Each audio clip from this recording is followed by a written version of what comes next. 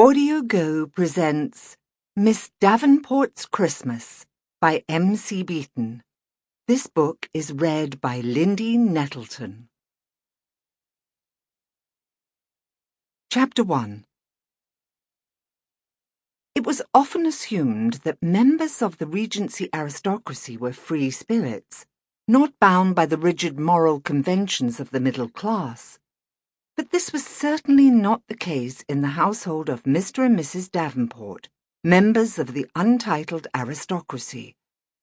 Davenports had fought with Cromwell during the English Civil War against the Cavaliers. Davenports had been outstanding Puritans.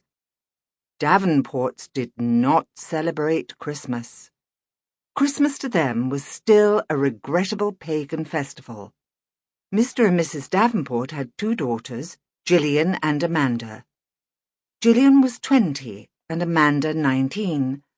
They were nicknamed Gilly and Mandy, possibly the only sign of paternal affection towards them that Mr. and Mrs. Davenport had ever shown.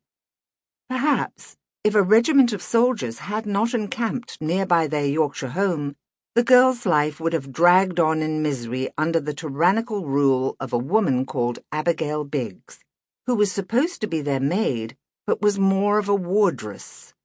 Neither of them could remember life without Abigail. Abigail, who had tormented their childhood by devising cruel and ingenious punishments.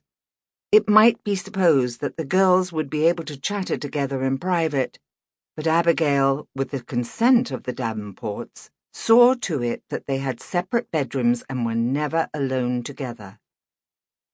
Until the arrival of the Redcoats, Gilly and Mandy were expected to marry suitable Yorkshire gentlemen when their parents got around to choosing husbands for them.